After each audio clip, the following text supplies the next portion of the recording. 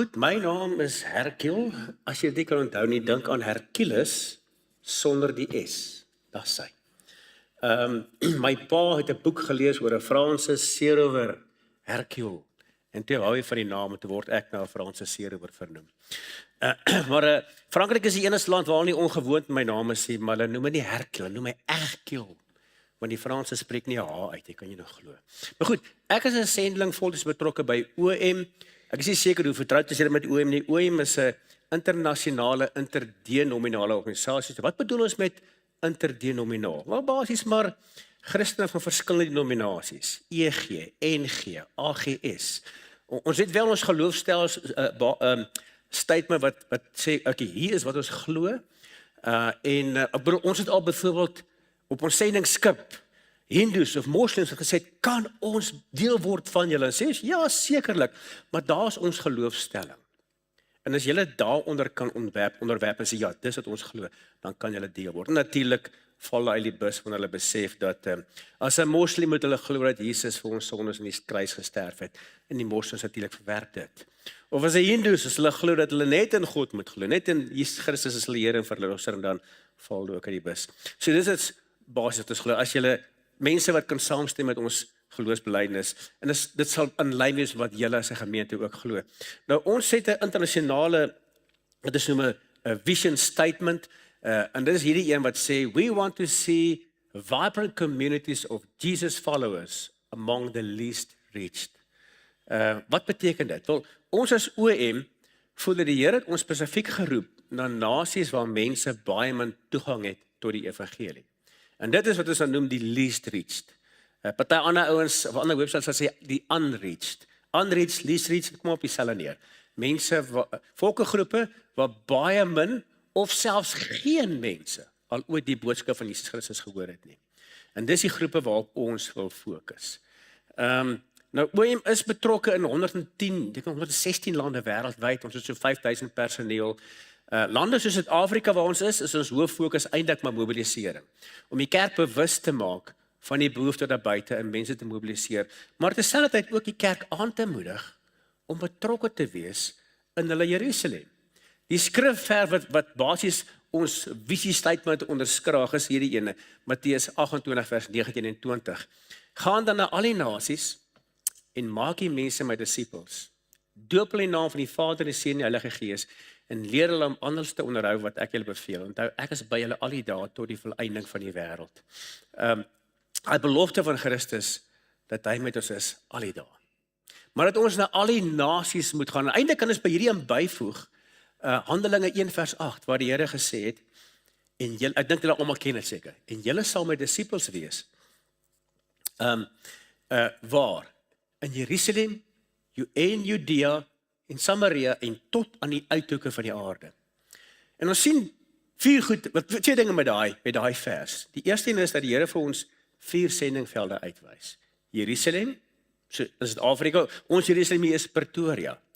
Judea, wat sal Judea wees? Dalk Gauteng. Samaria, dalk die hele Suid-Afrika. En dan die uithoeke van die wêreld, alles buite ons grense. So hy het vir ons 4 sendingvelde gegee. En ons let op dat hy nie gesê het, en julle sal my getuienis wees in Jerusalem, en wanneer julle klaar is, Judea, en wanneer ek die hele Judea bereik het, Samaria, en as almal Samaria my dien, dan nie uithoeke van die wêreld nie. Nee. Hy het al 4 genoem, en hy het gesê, Jerusalem, sowel as Judea, en Samaria, en die uithoeke van die wêreld. So, van die begin af was die opdrag, gaan oral. En wat sien ons die eerste kerk gedoen? Kan julle onthou? Het hulle gegaan? Nee, hulle het nie, hulle het gekoek daar in Jerusalem. En hulle het gedink, ek weet nie hoe lank het hulle gedink gaan in Jerusalem bly voor hulle gaan uitgaan nie. Maar ons lees die eerste 7 hoofstukke van Handelinge, was hulle net in Jerusalem. Daar het verstommende goed gebeur, duisende mense tot bekering gekom. Maar moenie 'n fout maak, jy lank nie almal in Jerusalem nie. Maar hulle was net daar. En op die ou end lees ons dat God moes 'n vervolging stuur. Ja, ek sê God, nie die duiwel nie. Verseker, die duiwel was die instrument. Maar eers toe Stefanus doodgemaak was, die eerste Christen martelaar, staan daar in hoofstuk 8, hoofstuk 7 is daarvan ons doen. In hoofstuk 8 sê hy, en daai dag het daar 'n vervolging uitgebreek, 'n wrede vervolging uitgebreek, en almal was versprei behalwe die disippels. En oral waar hulle gegaan het hulle die evangelie gaan versprei. So ek wil vir julle sê, dis God wat hierdie toegelaat het, want die kerk was eers gehoorsaam, en toe raak hulle ongehoorsaam, het nie uitgegaan nie. Toe sê die Here, okay, kom ek help julle so 'n bietjie. Bietjie vervolging, daar gaan hulle. En uiteindelik het die evangelie begin uitgaan. En van daar af, natuurlik, ons weet dat dit nog 'n rukkie gevat om te besef, dis nie net vir die Jode nie, maar van daar af het dit gegaan oor die hele wêreld. Die hele Romeinse ryk was bereik. Noord-Afrika was 'n Christen kontinent gewees op stadium, Christen stadium. Weet vandag is dit moslems, maar daai stadium was die hele Noord-Afrika bereik. Die kerk in Noord-Afrika was baie sterk. Die hele Wes-Europa tot in Brittanje, selfs tot in Indië. Die disipel Thomas, das ouens beweer dat Thomas selfs tot in China gegaan het, toe gaan hy weer terug. Maar die kerk in Indië sê vandag, Thomas is die ou wat die evangelie van Jesus vir ons gebring het. So hulle het uitgegaan, uiteindelik na die nasies toe, terwyl hulle steeds in Jerusalem betrokke was. Nou, as ons kom weer terug gaan na OM se stelling, die Lee Street, wie is hulle? En hoekom voel OM dat die Here ons spesifiek vir hulle geroep het? En ek wil vir julle 'n prentjie skep vanoggend. Ek gaan nou hier voor staan van wat is die situasie in die wêreld? Hoeveel mense het min of meer gehoor al en hoeveel is daar nog wat nog wag om te hoor? Maar ek het nou vir hierdie prentjie het ek 10 vrywilligers nodig. 5 dames en 5 mans. Kan ek dalk 10 vrywilligers kry? Asseblief. Ja, ek gaan niks vreesliks met julle doen nie. Kom maar net vorentoe. Okay. Kan ek nog, ek het 1 dame, as daar's nog 2 manne, kom, gaan julle kom, asseblief, kom. Wanneer jy skaam wees, ek gaan niks met iemand doen nie. Wanneer wil jy nou kom, asseblief? Dit is net die dames reageer, daar sê, hierdie ou, ek het hom 'n gedagte, baie beslis. Kom, jy moet net van hierdie kant staan. Okay, ek kort nog 2 dames, gaan ek hulle met uitwys. Ek daar sê dankie, nog ene, en ek kort nog 3 mans. 3 mans, asseblief. Daar sê. Elke daar sê. Goed, maar julle moet nou staan, man, vrou. So kom gou manne, kan julle hierdie kant kom asseblief? Jy moet hier bly. Kan julle hierdie kant kom asseblief? Daar sê. Ja, jy kan maar so aan daai kant staan.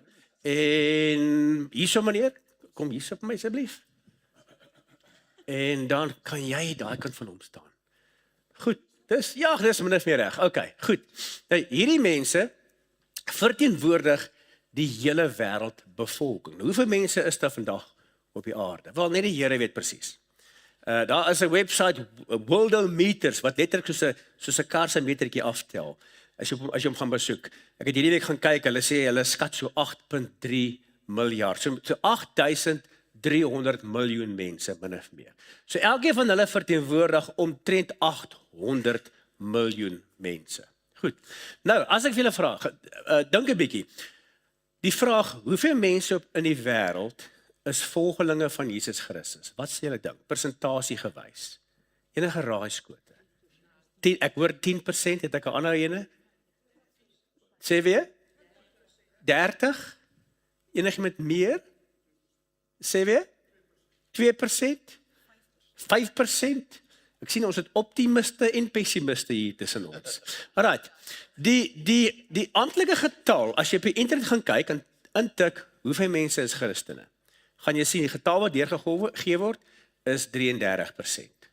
Maar dit sluit enige iemand in wat op enige manier hulle self verbind met die Christelike geloof. Met ander woorde, dit sal ook sektes insluit, soos die Jehovah's Witnesses. So, dan, goed, hierdie drie verteenwoordig, almal wat volgens die wêreld Christene is. Maar van hierdie 3, reken hulle net omtrent, dit verskil, die pessimiste sê 8%, die optimiste sê 12%, kom ons vat die gemiddeld, kom ons sê hy verteenwoordig 10% van die wêreld se mense, dit is, vat daar, as jy 'n Bybel, jy verteenwoordig almal wat wedergebore is, wat glo in Jesus Christus as hulle verlosser en hulle Here, en wat glo die enigste weg na die Vader toe is deur Jesus Christus. Hulle sal die Bybel hê en die Bybel lees en hulle het 'n verhouding met die Here oorgehom. So ek vertrou dat dit almal van ons hier vanoggend is. Okay, so dit is die wedergebore Christen. Die ander twee is wat ons sal noem nominale Christene. Gee so gelyk en ek help. Nou, hulle is die mense wat die kruisies om die nek het en hulle self baie Christelik partykeer hou, maar hulle is dalk Sondag lyk hulle soos 'n Christen, die res van die week en wonder jy wat is hulle. So dis nominale Christen. Ek sê in Papua New Guinea noem hulle hierdie mense skin Christians. On their skin they look like Christians, maar binnekant is hulle nie Christene nie. Goed, so dit sal almal wees wat maar net die game speel. Sondag is ek hier, maar die res van die week leef ek soos ek wil, want ek is maar eintlik die Here vir my lewe, nie Jesus Christus nie. Goed, so hierdie mense het nodig om weer 'n ontmoeting met die Here te hê. En baie sendlinge werk actually ook onder hierdie mense. Dan die volgende groep, julle drie staan bietjie kan ons 'n bietjie skei, dat jy mooi die onderskeid kan sien en julle het vir jaai kan as hierdie drie verteenwoordig wat ons noem die bereikte nie-Christene. So dis oor die algemeen mense wat die evangelie gehoor het, maar besluit het is nie vir my nie. So sit vir daai lekker brilletjies op, want die Bybel sê die God van hierdie wêreld het hulle verblind dat hulle nie die hoop van Jesus Christus kan verstaan nie. Okay. So hulle dink, nee wat Christendom is sommer nonsens, dis nie vir my nie, ek glo nie daarin nie. Van hulle is voluit ateïste, glo nie as 'n God nie. Ander is agnosties, hulle is van dalk is daar God, dalk is daar nie, wie gee om, hulle worry nie. Okay, so dit is dit. So ons praat van min of meer 10% Christene, 20% nominaal en so 30% bereikte nie-Christene. Hierdie mense, nou, almal in Suid-Afrika wat nie die Here dien nie, tel onder hierdie groep. Want ek wil sê, wat bedoel ons met reached, met bereik? Dit beteken hulle is binne toegang, hulle het toegang tot die evangelie. As enige van hulle vanoggend opstaan en sê, my lewe is 'n gemors, miskien moet ek Jesus probeer.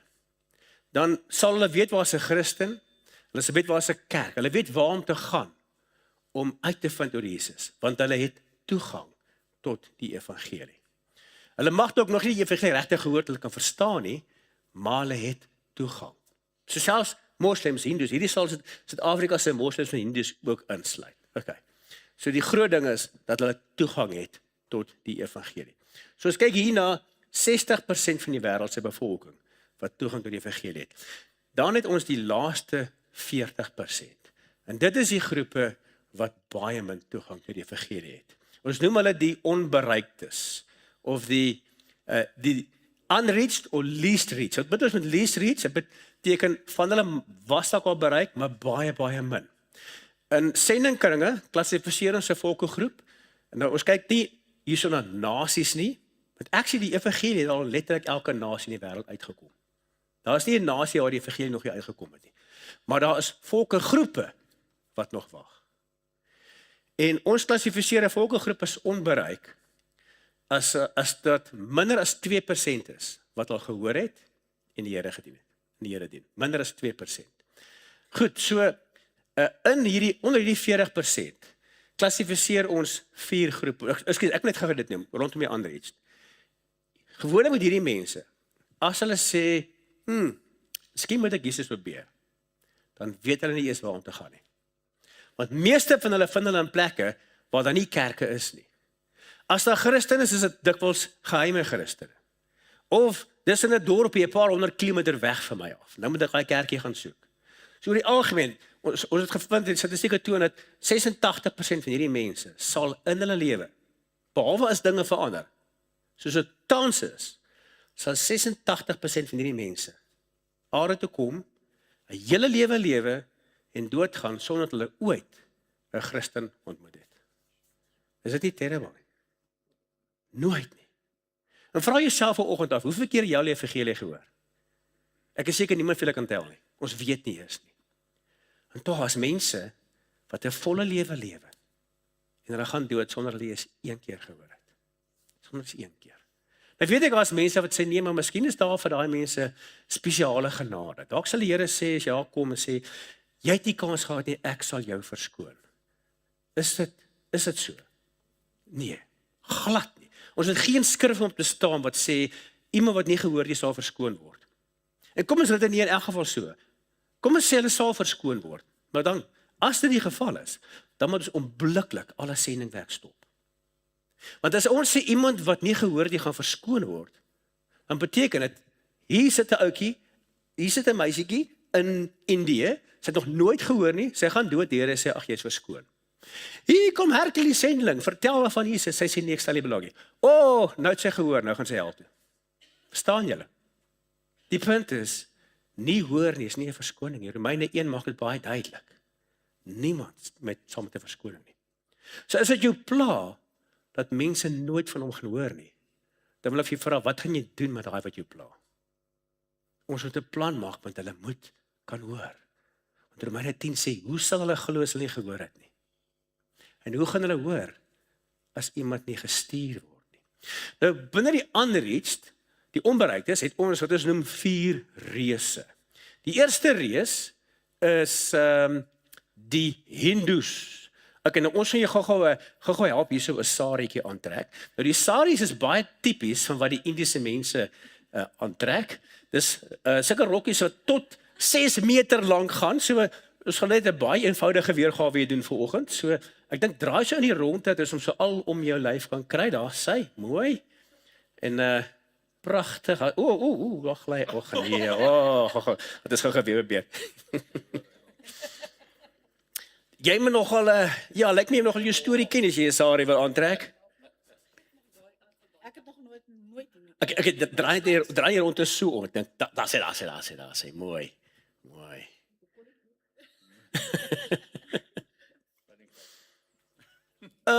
Okay. Nou julle het seker nou al hierdie nonsens gehoor van net so sê. Julle het seker al hierdie nonsens gehoor van cultural wat doen hulle te wees is? Cultural appropriation. Julle het al gehoor. Hier onder die liberales gaan die storie rond. Dat as jy nou so aantrek, is dit verskriklik beledigend of offensive vir 'n Hindu. Ag, maar dis absolute nonsens. As jy so toe wil gaan en jy wil regtig gaan mense se harte raak, wil ek vir jou sê trek so aan. Gaan kuier vir 'n Indiër met jou sari. Hulle gaan hulle gaan beleef wat jy sê, jy aanvaar hulle kultuur. Dis hulle belewenis. Hulle sê van, wie is jy wat 'n westerling met ou klere aan nie? Nee, is glad nie hulle is nie. Okay. Nou ja, die Hindus, daar is net so oor 1 biljoen Hindus in die wêreld. 3/4 van hulle is in Indië. Wat glo hulle? Hulle glo in miljoene gode. Ons weet, ek dink jy weet hoe baie nie. Kenners reken tot soveel soos 300 miljoen gode. Dit beteken nie elke Hindu aanbid 300 miljoen gode nie, okay? Elkeen kies maar watter gode wil hulle op fokus. Hulle het 'n paar hoofgode soos Krishna en daai klomp. En in Suid-Afrika, as jy sien seker tyd van die jaar hulle feeste. As jy Hindu se huis besoek, gaan jy ook sien die afgode is daar teen die mure en dis die gruwelikste goed, jong. Absoluut aklig. Maar dis 'n baie sê weer? Daar's 'n olifantjie ook. Dis een van hulle gode wat blykbaar in 'n veld sy kop verloor het. Dis sit hulle vir 'n olifant op. Dis die storie. Vreeslike goed. Maar in elk geval 'n baie okkultiese geloof. Maar dis iemand sê dis soos 'n sambreel wat baie idees oordek. As jy vir 'n Hindu vra wat glo jy, gaan hy vir jou sê. As jy vir 'n ander Hindu vra, dan gaan hy vir jou ander goeie sê. Want hulle het nie 'n standaard geloof in 'n boek soos ons wat verduidelik wat hulle glo. So is 'n omslagtige deel wat ouens baie keer vind. Dan sê die evangelie deel met 'n Hindu en sê, "Wil jy Jesus aanneem?" Dan gaan hy sê, "Ja, sure, ek kan." Maar dan moet jy seker maak dat hy verstaan wat dit beteken. Dit beteken hy met sy rug draai op al sy ander gode en net Jesus volg. Want wat hulle sal doen, dis nie 'n probleem om Jesus by te voeg. Daar's God nommer 300 miljoen en 1. Okay? So dis maklik wat hulle kan doen. Hulle moet verstaan word dis net Jesus Christus. Ongelukkig sien Hindus baie keer hulle geloof as deel van hulle kultuur, deel van wie hulle is. Baie Hindus, dis amper soos iemand as jy vir 'n Suid-Afrikaanse ou wil sê, "Hey, as jy Jesus wil aanneem, dan moet jy ophou 'n Afrikaner wees." Dis hoe hulle dit sien. Dis wat hulle verstaan. So hulle wil nie ophou hulle volksgroep wees, hulle wil nie reg op Hindoeïsme draai nie. En dis net baie keer vind ons dat wanneer Hindus bekering kom, beleef hulle erge vervolging as gevolg van dit. Maar ons weet maar eintlik wat agter daai storie sit. Dis maar Satan. Satan wat kultuur gebruik om mense te probeer weghou van die evangelie af. Goed, so omtrent 300 miljoen Jode. Hulle glo ook in reïnkarnasie. So jy lewe 'n lewe en dan as jy dit gemaak het, kan jy in een of ander hemel gaan, as jy dit gemaak het, kom jy terug. Dan moet jy weer iets wees. En wanneer 'n Hindoe doodgaan, dan veras hulle die mense gewoonlik en dan sal die assies in 'n boksies sit, en sit hulle dit oornag en die volgende oggend kom hulle terug en dan glo hulle gaan daar 'n patroon wees, 'n voetafdruk van wat hierdie persoon nou as terugkom. Hulle kan terugkom as 'n dier. So jy kan as enigiets terugkom. Dalk is 'n mens, as jy 'n goeie lewe geleef het, hulle glo byvoorbeeld die ryk klas Hindoes was baie goeie mense in hulle vorige lewens. Die arm klas kom terug selfs as diere. Dis 'n straf. In Indië sal die Hindoes geen opheffing van die armes doen nie, want daai ouens het sleg gelewe in hulle vorige lewe. Hierdie is hulle straf daarvoor. Hulle moet nou met goeie armes wees, dan sal dalk terugkom volgende keer as iets beter, as iets ryker. So dis Hindoeïsme vir jou. Laat ek eerlik wees. Dis 'n geloof uit die put van die hel. Okay? Wat lees ons in die Bybel? God se hart vir die armes. En hierdie geloof sê, laat hulle vrek, want hulle word gestraf vir hulle vorige lewe. Ek het 'n Hindoe geken wat sy been verloor het in 'n motorfietsongeluk. Toe sê hy vir my, sy priester sê vir my droog gemaak in sy vorige lewe. Toe sê hy vir my, Merkel is nie reg nie, ek kan nie my vorige lewe eens onthou nie. Kan julle hoor? Dis 'n hartseer geloof wat Jesus Christus nodig het. Omtrent 1 biljoen mense. Dan het ons volgende, die Boeddhiste, daar sê. Ons gaan vir jou ook daar so 'n dingetjie omsit. Ja, nee. Vat ons so om die lyf. Een keer, dan moet ons hom vassteek met die doekspeld. Nou, terwyl hulle hom so aantrek, daar is omtrent 500 miljoen Boeddhiste in die wêreld. Ons hoef nou gelukkig nie sy hare te skeen, is klaar af. En hy moet eintlik oor die skouer kom. Ek dink ons lap is te kort nou vir dit. Maar hy's 'n reus. Hy's 'n reus. Okay. Nou, jy gaan baie keer die monnike sien met hulle rooi lappe. Ander keer gaan jy hulle sien met oranje lappe uit verskillende lande. Ek weet in Thailand is dit meestal oranje, in China en daai plekke is dit meestal rooi. Dit sal die monnike wees wat so aantrek, maar baie van die lande gaan jy vind dit is so deel van hulle kultuur. Al die jong seuns gaan iewers deur hulle opgroeijare gaan spandeer hulle 3 maande in die tempel en die wat 'n langer aanbly sal die res van hulle lewens daar spandeer. So dis 'n geloof wat eintlik kom uit Hindoeïsme uit. Dit was 'n Hindoe prins wat in die 16de eeu besluit het dat hy gaan 'n nuwe geloof begin. En toe begin hy met Hindoeïsme. So daar's baie koneksiepunte tussen die twee gelowe. Die Boeddhiste glo byvoorbeeld ook in reïnkarnasie, maar in Boeddhisme glo hulle dat alle begeertes is sonde. So jy moet al jou begeertes neerlê. As jy enigiets begeer, is dit 'n sonde. Nou dan kom die vraag natuurlik op, maar begeer hy ooit om te eet? Is dit nie dan sonde nie? Dis net 'n belaglike geloof. En dis actually 'n ateïstiese geloof. Boeddha is nie hulle God nie. Boeddha, die stigter van die geloof, was net 'n leermeester wat hulle gewys het hoe om te leef. Boeddhiste het nie 'n God. As jy die Boeddhiste sien buig voor 'n Boeddha beeld, is dit nie om te sê, ag Boeddha, my ma is siek, help, genees asseblief. Ag Boeddha, ek skryf eksamenbord, sê asseblief help nie. Glad nie. Hulle aanbidding sou wees, dankie Boeddha vir jou voorbeeld, ek gaan jou voorbeeld probeer navolg. Hulle het niemand wat hulle kan raadpleeg vir hoop nie. Niemand vir wysheid nie. Hulle glo dat as hulle goed lewe, dan kan hulle, wanneer hulle doodgaan, kan hulle gaan na wat hulle noem 'n toestand van nirvana, waar jy niks word. So dis 'n Boeddhiste hoogste hoop, om eendag niks te word. En as jy nie reg kry om niks te word, dan kom jy terug met jy weer probeer, en weer probeer.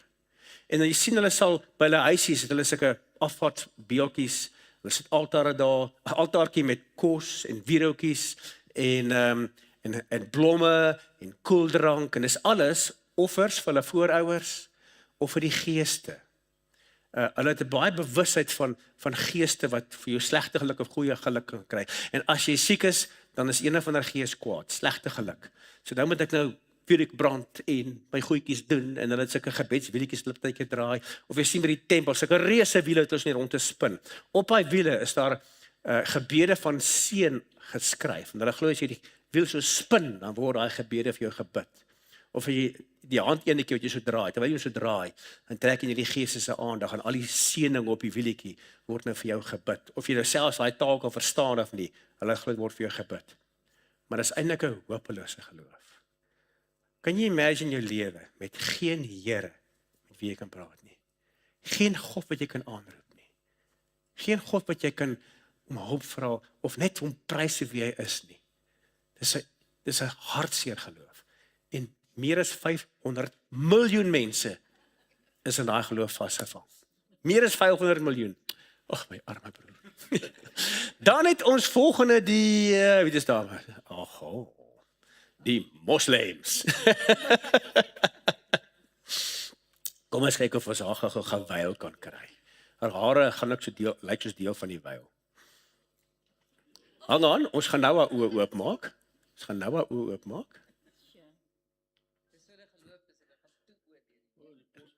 Ja, sy die neus met toe hoor, die neus met toe. Daar sê Nou is sy 'n pragtige moslem meisietjie. Dit is gewoonlik die getroude vrouens wat hulle so sal vyl. En ook net wanneer hulle 'n baie toegewyde vlak van Islam wil beoefen. So nie alle moslem vrouens is dit toe nie. Nou Islam is die grootste geloof na Christendom. 1,6 miljard mense, 1600 miljoen mense vasgevang in hierdie leen. Nou die moslems glo nie in reïnkarnasie, okay? Dis net hierdie twee wat doen. Waaraan glo hulle? Want hulle glo in Allah. Allah is die Arabiese woord vir God. Selfs wanneer moslems tot bekering kom, sal hulle nog steeds die woord Allah gebruik, want dit is met 'n woord wat God beteken. Maar waar hulle verskil van ons is, hulle glo ook in die profeet Mohammed. Nou, hulle glo ook Jesus was 'n profeet. Hulle noem hom Isa. Hulle glo al die ou karakters in die Bybel, Dawid en Abraham en Noag, al daai mense, hulle glo in hulle ook. Hulle was almal profete gewees. Maar waar moslems van die bus afval is, hulle glo nie en hulle Koran sê dit, dis hoekom hulle dit glo. Hulle glo nie dat Jesus aan die kruis gesterf het nie. Die Koran sê dat toe die skare van Jesus gegryp het, het God hulle verwar en op 'n punt toe gryp hulle vir Judas en Jesus glip weg en toe gaan kruisig hulle vir Judas. So dit gee 'n idee hoekom die Bybel sê dat Jesus aan die kruis gesterf het. Hulle is clueless oor dit. En dis is hulle verlore. Dis eintlik tragies. En tog sal hulle boek vir hulle sê, die Christene se boek, die Injil, wat die Nuwe Testament is 'n boek van God. Die Jode se boek, die Torah, is 'n boek van God. Maar hulle lees dit nie. My waarde sê, meeste van hulle lees nie eens hulle Korans nie.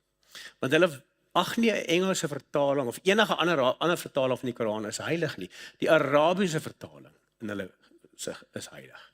En hulle sal die Arabiese vertaling baie keer memoriseer al verstaan hulle eers wat hulle sê nie. Daar's ouetjies wat met in die hele Koran kan opsê, alles in Arabies en hulle is clueless wat hulle sê, want hulle ken nie Arabies nie. So as jy Arabies kan praat, is jy 'n bietjie van 'n hoër klas moslem as die wat nie kan nie. Maar dit is 'n geloof wat absoluut gaan oor werke. Hulle het 5 pilare. Jy moet 2,5% van jou inkomste gee. Hulle wil jy almal doen. Jy moet 5 keer 'n dag bid. Baie mense van hulle doen dit. Jy moet 1 keer in jou lewe op die Hajj gaan na Mekka toe. Jy moet hulle geloofsbelijdenis sê. Daar is net een God en Mohammed is sy profeet. En actually party van hulle glo, as letterlik as jy daai woorde sê, is jy nou 'n moslem. So net ek wat nou veel die woorde herhaal het, sal my 'n moslem maak in hulle oë. Dis net so belaglike geloof. En snaaks net dat ek die 5de pilaar vergeet. Maar nou of hulle 5 pilare. En dit is absolute geloof van werk. En hulle glo, as jy 'n moslem ken, vra vir hom, hey, Mohammed, Ahmed, whatever sy naam is, gaan jy hemel toe gaan as jy doodgaan?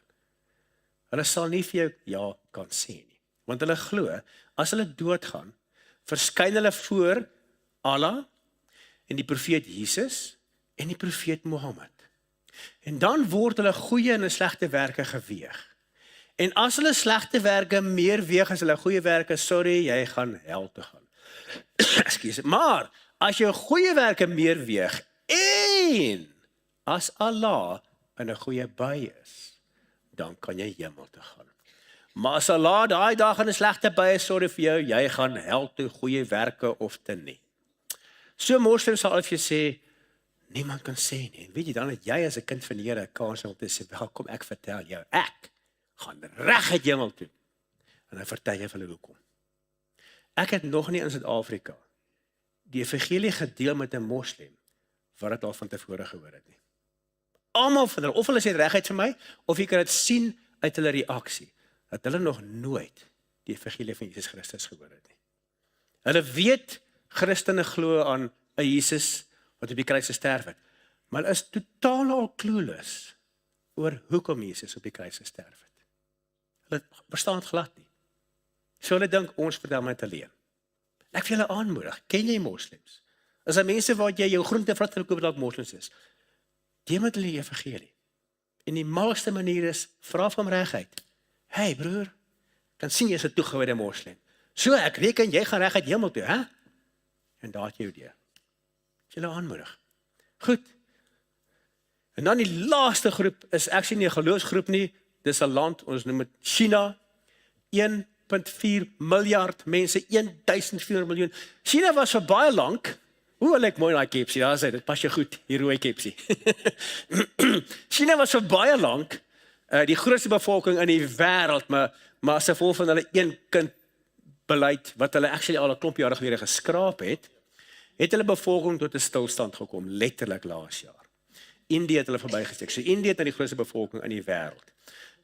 Nou in China sit ons met 'n reuse bevolking boeddhiste en ook nog 'n goeie klompie moslems. Maar die meeste Chinese beoefen of 'n vorm van voorvadergees aanbidding wat so terloops wyd in Asië beoefen word. As jy gedink het voorvadergees aanbidding is dit in Afrika, reg oor Asië. Is dit 'n groot probleem. So baie wat dit beoefen, en dan ook omtrent 600 miljoen mense in China wat basies agnosties is. Hulle sal nie vir jou sê hulle is ateïste nie. Hulle is meer van, dalk is daar 'n God, dalk is daar nie, wie gee om. Hulle fokus is eintlik net, hulle wil net geluk hê vir hierdie lewe. Oukie wat ek geken het, was in die Zimbabwe Olimpiese span gewees, en dit is in 2008 by Olimpiese spele. En toe hy haar groet, toe sê hy vir may God be with you. En sy sê van, nee, no, don't say that to me. Rather say, may prosperity be with me. Want dis maar eintlik hulle geloof. Ateïstiese geloof wat net soek oor net goeie geluk in hierdie lewe hê. So dit is die 4 reuses, dan gaan daai kant toe. Nou, waar dink julle is meeste sendelinge in hierdie wêreld? %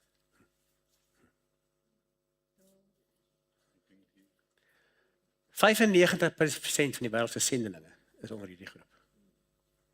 Net 5% is hier. Hoekom? Want hierdie is makliker. Dis gewoonlik goedkoper. Hier is nog steeds 'n reuse werk. Uit 60% van die wêreld se bevolking is net 10% gered. So hier is nog steeds 'n groot werk en 'n baie belangrike werk. So om hierdie te bereik, kan ons nie die sendelinge wat hier is, soontoe jaag nie. Nee, ons het nodig om meer sendelinge te mobiliseer wat hier kan kom werk. Dis wat nodig is. En dis hoekom OM hierby betrokke is. Okay. Nou goed, baie dankie julle. Julle kan maar gaan sit. Ek wil gou uitkom by my skrifgedeelte.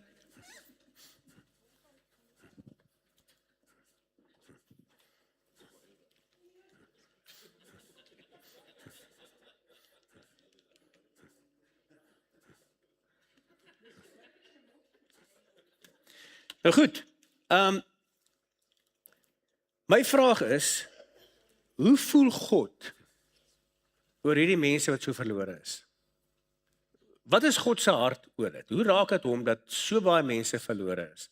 En ek wil stil staan by 2 Korintiërs 5. Ek sien ons tyd het ons so 'n bietjie ingehaal, so ek gaan net stop by vers 20 van 2 Korintiërs 5. Paulus in die voorafgaande gedeelte praat hy van, kom ons lees dit vanaand deur. 2 Korintiërs 5 vanaf vers 4. Dis een van my gunsteling stukke uit die woord.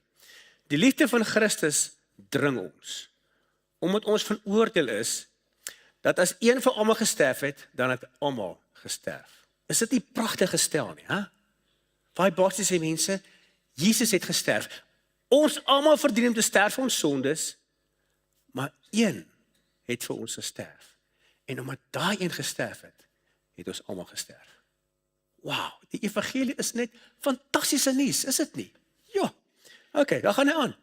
Hy het vir almal gesterwe, sodat die wat lewe, nie meer vir hulle self moet lewe nie, maar vir hom wat vir hulle gesterf het en opgewek het. Wow, ek moet sê, dit is nogal 'n versie wat my ek uitdaag.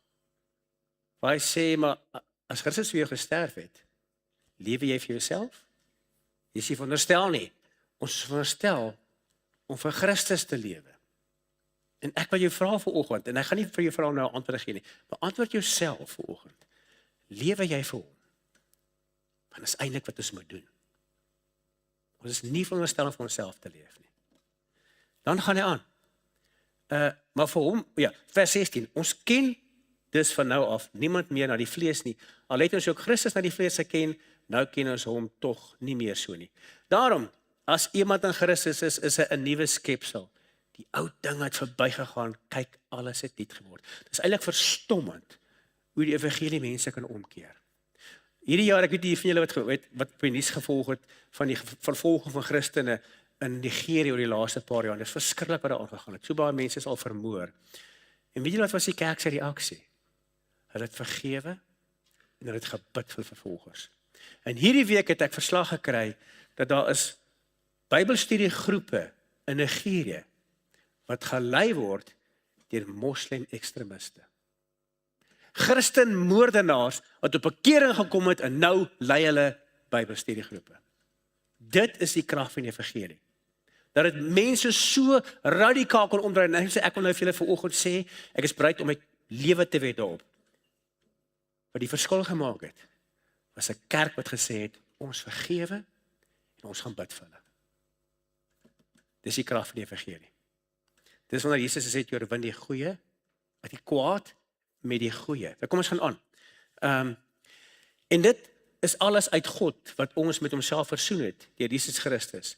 En ons die bediening van versoening gegee het, naamlik dat God in Christus die wêreld met homself versoen het, deur hulle misdade nie toe te reken nie, en die woord van versoening aan ons toe te vertrou.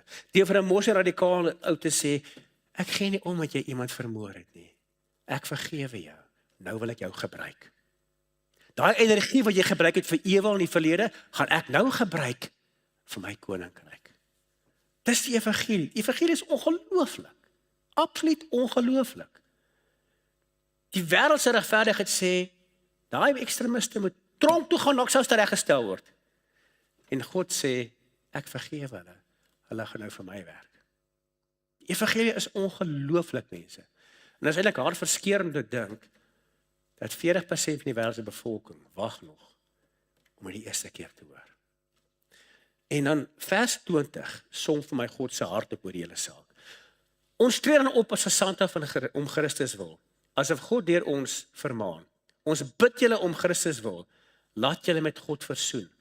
Want hy het hom wat geen sonde geken het, die sonde van ons gemaak, sodat ons geregtigheid kan word, geregtigheid van God in hom. Wow. Veral vers 20. Ons tree dan op as gesande van Christus. Dis eintlik wel jammer dat die Afrikaanse vertaling albei van die ou en die nuwe vertaling die woord gesand gebruik het. Ek het gaan kyk, ek het opgelê die Engelse vertalings gebruik almal die woord ambassadeur. Dis vir my 'n baie kragtige woord. Want 'n gesant kan mos enigiemand wees in 'n ambassade, maar ambassadeur is die nommer 1 man daar. En Paulus sê actually hier, ons is ambassadeurs. Elkeen van julle wat hier vanoggend sit, is 'n ambassadeur van Christus. En dan sê hy verder, ons tree dan op as gesande of ambassadeurs om Christus wil, asof God deur ons vermaan. Ons bid julle om Christus wil, laat julle met God versoen. Ek het gaan kyk nou die nuwe vertaling stel. Ek hou amper so bietjie meer hoe hy vertel. Is amper asof dit bietjie meer is soos ons praat vandag. Kom ons kyk gou na wat hy het gestel het. Hy sê ons tree dus op as gesande van Christus. En dan wat beteken asof God deur ons vermaan? Ek dink hierdie stel dit reg. En dis God wat deur ons 'n beroep op julle doen. God, maar dis nie net van God wat sê, hey ouens, nee, ek bedoel die ou vertaling sê dis God wat ons vermaan. Dis nie net hoor die mense, dis van mense, ek wil regtig hê julle moet nou luister wat ek vir julle sê. Dis iets wat regtig om God se hart druk hierso. En wat sê hy? Die ou vertaling sê, ons bid julle. En ek weet wat dit beteken. Maar hoe baie mense praat nog vandag so? Hoeveel mense sal nog vir iemand sê, hoorie, 'n broer, asseblief, ek bid jou, moenie dit doen nie. Ek dink baie jong mense sal sê, wat praat jy? En hier sê, die nuwe vertaling sê, ons smeek julle. En dis eintlik maar wat dit beteken, hè. As iemand vir jou sê, asseblief, as jou kind droog maak, as jou kind homself dronk gedrink het, of selfs dwelms gegryp het, jy gaan vir jou kind sê, asseblief, ek bid jou, hou op. Eintlik gaan jy vir hom sê, my kind, ek smeek jou. Moenie hierdie pad van vernietiging stap nie. Dis eintlik wat dit sê. Maar nou wil ek vir julle vra, wie smeek vir wie hierso? Kyk mooi. Is dit Paulus wat die mense smeek? Nee, dis God. Dis God wat dit doen. Want hy sê hier, dis God wat 'n beroep op julle doen. Namens Christus smeek ek julle. Die God van die heelal wat ons smeek vir enigiets? Wie smeek gewoonlik wie? Dis gewoonlik die persoon in die swakker posisie, wat die een in die hoër posisie smeek, is dit nie? Die werkgewer wat sy baas smeek, moet my asseblief nie afdank, gee my nog 'n kans. Die bedelaar wat die ryk ou smeek, asseblief gee my iets, ek is honger. Die persoon wat laer is, smeek gewoonlik die iemand hoër is, maar hier het is die omgekeerde. Die hoër een by die laer een smeek. Maar hierdie is nie 'n smeek soos 'n bedelaksie nie. Hierdie is 'n smeek soos 'n pa wat sy kind sien op pad van selfvernietiging. En sy liefde brand, sy hart wil breek in sy hart, en hy sê vir sy kind, asseblief, ek smeek jou. Ek smeek jou, wat smeek God ons? Hy sê, aanvaar die versoening wat ek vir julle gebring het. Ek het my seun vir julle kom gee as 'n offer vir julle sondes. Asseblief, ek smeek julle, aanvaar dit. Ek moet sê, as iemand vir my sê, ek moet na die Midde-Ooste gaan, en vir die moslems gaan sê daar op my knieë, asseblief mense, ek smeek julle word Christene. Ek weet nie of ek dit sal doen nie. Het sal 'n bietjie stupid voel. Nee, bietjie embarrassing. Maar die Here doen dit. Die Here smeek vandag elke moslem om reg te maak met hom. Die Here smeek elke hindoe, elke boeddhis, elke persoon wat in China woon, al die ander onbereikte plekke. Hy smeek hulle asseblief, kom maak reg met hulle. Want vir ons is dit net getalletjies daar. Maar die Bybel sê God ken elkeen by die naam. Hy weet selfs hoeveel hare is op hulle kop. Vir elkeen wat hier gestaan het, wat die onverloren is. Vir die Here is dit soos jou eie persoonlike kind. Wanneer jy hoor van 'n ander man se kind wat droog maak, ag, dis die ander man se kind. Maar wanneer dit jou eie kind is, wow, dis baie naby, nee. Dis God se hart. En die vraag is, reageer ons daarop? Ek wil vir jou vra vanoggend, waar is jou hart teenoor die verlorenes? Plaat jou, of het ons afgestomp geraak? Dis iemand anders se kind. Dis 'n ander land se mense. Dis 'n ander kultuur. En ons sny onsself af asof dit nie so saak maak nie. Ek wil vir jou vra vir die Here om jou hart te raak. Om jou te laat besef, te laat voel soos hy oor hulle voel. En dat ons het eintlik nie vergeet nie. Ek weet ons is opgedeel in kultuurgroepe, velklere, alles, maar aan die einde van die dag, waar kom ons almal vandaan? Elke laaste een van ons is die nageslagte van Adam en Eva. Of as jy verder afgaan in die Bybelgeskiedenis, ons is almal die nageslagte van Noag en sy gesin. So maak nie saak hoe wit of hoe swart ons is nie, ons is eintlik almal familie. Ons is almal broers. Net opgedeel in verskillende volkegroepe en kultuurgroepe. So dis ons broers en susters wat verlore is. Nie mense van 'n ander planeet nie. En ons moet vir die Here vra, Here, raak ons harte aan.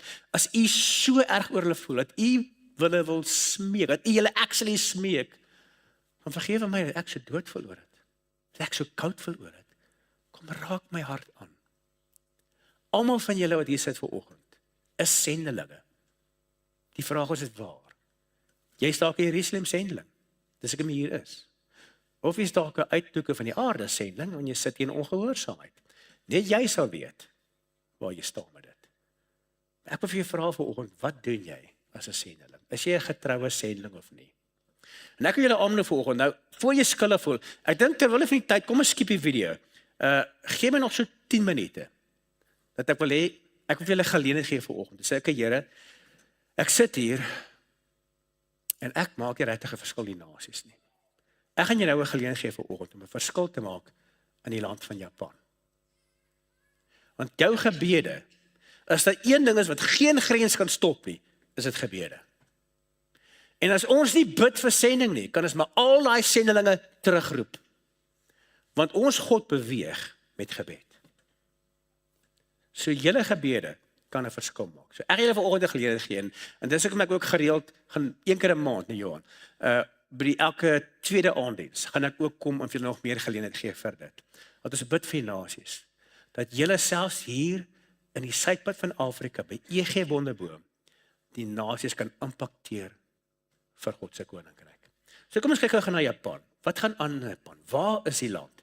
Wel daar in die ooste van ons kaart, so 'n bietjie inzoom, dan is alles binne daai geel lyne, is die land van Japan. Japan het omtrent so 6800 eilande, 4 hoofeilande en dan hordes ander kleiner eilandjies. Groot bevolking, 122.4 miljoen mense. Maar elke jaar as ek Japan aanbied, moet ek eers weer gaan kyk, okay, wat is hulle bevolking nou? Want hulle bevolking is aan die afneem. En dan gaan ek wil nou sê hoekom. Hoofgeloof van Japan is Shintoïsme. Dis 'n geloof wat ontstaan het in Japan. En Shinto beteken die weg na die gode, of die weg na die geeste. Daai woord kan of God of gees vertaal word. En hulle glo alles is gekoppel aan 'n gees of 'n afgod of 'n godheid. Daai lyk vir ons na 'n pragtige natuurtoneel. Daai kan actually, afhangende van wat die skilder se intent was, kan daai 'n godsdienstige skildery wees, gelykstaande aan 'n Boeddha skildery. Want daai kan verteenwoordig die God van die rivier, die God van die bome, die God van die waterval, die God van die wolke. Want hulle sien godhede in alles. Selfs die son. Die son was hierdie eeue as hulle hoofgod beskou. Dis hoekom Japanse vlag 'n wit vlag met 'n rooi kol op is. Want daai rooi kol verteenwoordig die son. Selfs hulle nasionale berg Fuji, wat hulle al dalk van gehoor het, word in Shintoïsme as 'n heilige berg beskou. Nou, Boeddhisme is net so groot in Japan, en baie interessant, die Japaneese vermeng eintlik die twee gelowe. Statistieke toon dat op sensusvorms tik 70% van die bevolking dat hulle Shintoïste is, en ook 70% dat hulle Boeddhiste is. So hulle vermeng actually die twee gelowe. Alhoewel baie min actually dit nog beoefen. Nie meer as 30% sal nog praktiserende Boeddhiste of Shintoïste is nie. 70% van die bevolking erken dat hulle geen persoonlike geloof beoefen nie. Dis eintlik maar 'n ateïstiese samelewing. Hulle eintlike God is geld en sukses. Die Japaneese werk verskriklik hard. Hulle werk hulle self omtrent dood. Ek het so 'n paar jaar gelede gesels met 'n ou wat vir 'n klompie jare vir Toyota gewerk het in Japan. Ek vra hom, hoe was dit? Hy sê van, nee broer, dit was nie lekker nie. Hierdie ouens werk en werk en werk. Dis alwaar hulle lewens bestaan. Jou werk word gesien as belangriker as jou familie. Wanneer jou werksure klaar is, ek sê, as jou werksure 7 uur begin, as jy 7 uur moet begin by die werk, moet jy 6:30 daar wees. Anders is jy laat. En as jy werk tot 5 uur of 6 uur, moenie dink dan gaan jy huis toe gaan nie. Nee, dan spandeer jy nog tyd met jou baas en jou kollegas. En as jy dit doen nie, word jy beskou as dislojaal. Hulle leef vir hulle werke. So dan is dit nie 'n verrassing dat jy statistieke toon dat die gemiddelde Japaneese pa, 'n kind, sien hulle pa vir minder as 'n uur 'n week. 'n Sending wat daar gewerk het vir 2 jaar, my vertel, sy het 'n dogtertjie geken van 12. Hierdie dogtertjie se ouers is nie geskei nie, maar sy het nog nooit haar pa gesien nie. Want haar pa is altyd by die werk. Hy gee verseker 'n baie goeie lewensstandaard, maar sy sien hom nooit nie. So dan kom dit nie as 'n verrassing dat Japan een van die hoogste egskeidingssyfers in die wêreld het nie. En dat baie Japaneese nie meer wil trou nie. Daar's 'n paartjie in tradisionele Japaneese klere wanneer hulle trou. Daar raak al hoe rarer en rarer in Japan. Want jong mense wil nie meer trou nie. Hulle is van, wel as 'n huwelik gaan oor die man wat julle werk en die vrou wat die kinders alleen grootmaak, nee wat dankie, ons stel nie belang nie. En dis die hoofrede hoekom Japan se geboortekoers op 'n afwaartse kurwe is. Die regering het so 'n paar jaar terug gesê ons sal ekstra geld gee vir couples wat trou. Maar hulle besef nie, finansies is nie die probleem nie. Dis hulle verslawing aan werk wat die probleem is. So dan kom dit ook nie as 'n verrassing dat dit 'n baie eensame kultuur is nie. Daai foto's geneem in 'n restaurant in Tokio, waar as jy eensaam is, kan jy 'n koppie koffie gaan drink saam met 'n soft toy. Kan jy glo? Dat jy so eensaam is, jy het eers niemand om 'n koppie koffie mee saam te drink. Jy gaan dinge maar saam met 'n soft toy. Kyk daai ou, hy's gesien op die pis met 2 kussings en meisietjies op die kussings geteken. Want hy het niemand anders nie. Dit is selfs wettig in Japan om met jouself te trou. Die onderhoud het gesien met daai vrou, sy het die dag gesels hier vorige aand, toe sê sy, ek is so opgewonde, ek kan nie wag vir môre nie. En daar is sy trou met haarself. Die eerste huwelik in die wêreld tussen 'n mens en 'n hologram het in Japan plaasgevind. Dis ons lag hier oor, dit is eintlik dis snaaks, maar is eintlik so hartseer. Daar is mense wat ly aan 'n siekte wat die regering geïdentifiseer het as hikikomori. Hikikomori beteken mense wat nooit of hulle kamer of hulle huis verlaat nie. Hulle word kluisenaars in 'n huis of 'n kamer. Hulle leef op die internet met computergames en hulle bestel selfs hulle kos aanlyn en word afgelewer. Hulle het basies geen kontak met ander mense nie. Hulle is in feite bang vir kontak met ander mense. En hulle reken minstens 1 miljoen Japaneese ly aan hikikomori. Dis 'n tragiese toestand. Dis asof dit een ding lei tot 'n ander en dit is die nimmer eindigende bose siklus. En dan kom dit is geen verrassing weer eens dat depressiesyfers baie hoog is in Japan. Opnames toon 85% van Japaneese jong mense wonder hoekom hulle ooit gebore is. Selfmoord is baie hoog. Hulle het van die hoogste selfmoordsyfers in die wêreld. Hierdie woud naby Berg Fuji, daar pleeg so baie mense selfmoord in daai woud. Hierdie woud se bynaam is nou al selfmoordwoud. Mense sal selfs aanlyn gaan en kyk of hulle ander mense kan kry wat selfmoord pleeg. Dan maak hulle 'n aanlyn pact. Ons sal almal op hierdie tyd om hierdie uur gaan ons selfmoord pleeg. Wat 'n tragiese toestand. Is daar Christene? Ja, maar net 0,5%. En dis aan die afneem, want meeste Christene is ouer as 60%. Daar is, ek weet van minstens een kerk in Japan wat baie sterk is, groot kerk, wat self sendlinge uitstuur, maar dit is absoluut die uitsondering. Jou gemiddelde stadskerk het net 30 mense. So waar sal 30 wees? Hierdie kant? Daar is jou gemiddelde stadskerk in Japan. Jou gemiddelde kerk in groot dorpe, 10. So die 10 wat hier gestaan het, dis jou gemiddelde kerk in groot dorpe.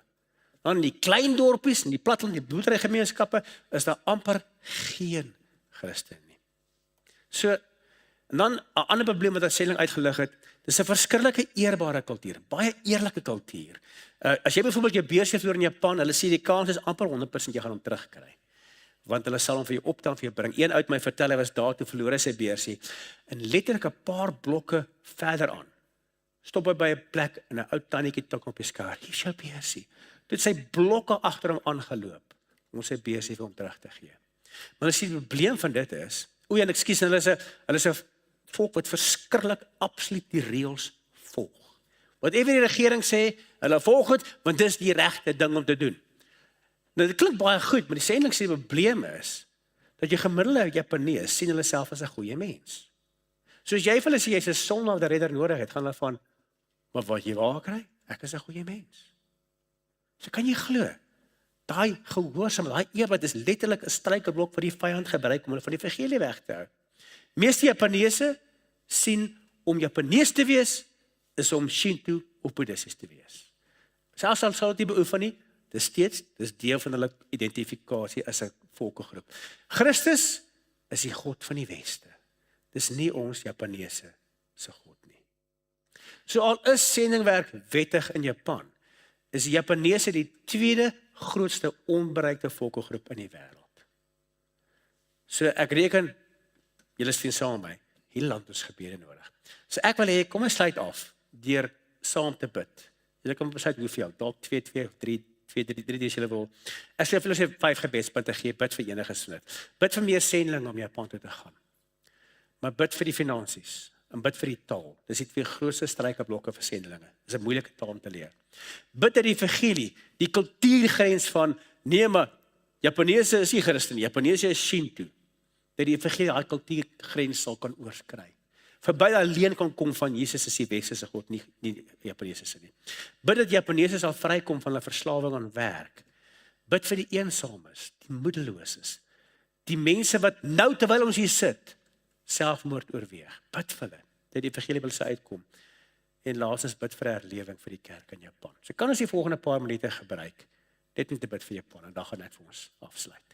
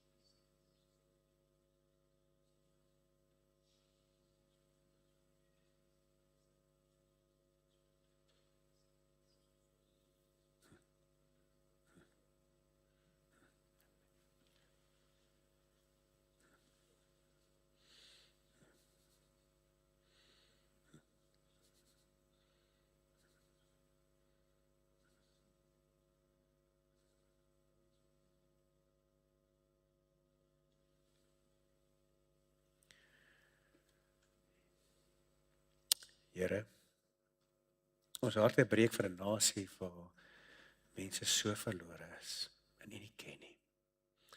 En waar meeste van hulle nog nooit eens die boodskap van Jesus Christus gehoor het nie. Waar die evangelie, wat dit wat ons mee so gewoond is, van 'n amper is asof dit 'n boodskap is van 'n ander planeet. En tog weet ons Here Jesus dat U het gesterf en U sê nie vir die Japaneese sondes en U sê nie woord dat dit is nie die begeerte dat selfs een van hulle verlore sal gaan nie. En ons vra Here dat redding, die boodskap van redding het gekom vir die Japaneese, maar hulle weet dit nie. Ons bid dat die boodskap van die redding, die boodskap van die evangelie van Jesus Christus by elke Japanees sal kan uitkom op een of ander manier. Ek weet nie hoe die Here, ek kan dit nie voorstel nie, maar ons vra asseblief Here, kom red hierdie nasie, kom bring 'n herlewing, kom bring vryheid, bring hoop vir hulle wat moedeloos en hopeloos voel. Kom keer die land om. Hulle het alles uit die wêreld hulle bied en daar's 'n ongelooflike leegheid. En mag mense ontdek dat dit wat hulle kort kom is Jesus Christus. Asseblief Here, ons bid daarvoor. Here, baie dankie vir en EG Wonderboom. Dankie dat jy die gemeente geroep het om 'n verskil te maak. Dankie vir elke persoon wat hier voor ons sit en dat jy elkeen geroep het en jy wil elkeen gebruik. En Here, ek wil vra dat jy vir ons ook kan wys hoe. Wys ons hoe wil u elkeen van ons gebruik om 'n rol te speel in die koninkryk, om die verlorenes te help terugkom huis toe. Dis almal ons broers en susters daar. Here, as ons harte koud geraak het, kom raak ons harte weer aan met u passie. Daai hart wat u het, wat maak dit u vir mense sê ek smeek julle. Kom gee vir ons u hart, Here. Ruk ons harte van klip uit. Sit vir ons u vleeshart dat ons sal voel oor verlorenes soos u wil voel. En dat ons elke dag sal leef met 'n verwagting en 'n bereidwilligheid om deur u gebruik te word. En dat u ons kan gebruik. Ek bid dat almal wat vanoggend hier sit, wat Jerusalem sendelinge is, getroue Jerusalem sendelinge sal wees. En dat die wat dalk na Samaria toe moet gaan, of Judea, of die uithoeke van die wêreld, dat hulle getrou sal wees om te reageer. Ek wil bid dat EG Wonderboom 'n gemeente sal wees wat die wêreld se impakteer van Jerusalem tot in die uithoeke van die aarde. Here, dankie dat U ons wil gebruik. Dis 'n voorreg. Ek weet U het ons nie nodig nie, maar U het gekies dat U ons wil gebruik. En mag ons gevind word goeie en getroue diensknegte in die diens. Dankie Here vir die liefde. Ons loof U daarvoor en mag ons kanale wees waardeur U liefde na almal rondom ons kan vloei, selfs tot in die uithoeke van die wêreld. Dankie dat ons gebede verhoor het, dat soos ons hier vanoggend sit, weet ons het vanoggend 'n verskil gemaak in Japan. En ek bid dat hierdie gemeente, elke plek op die aarde, sal kom verskil maak in Jesus naam. Ek bid dit in Jesus naam.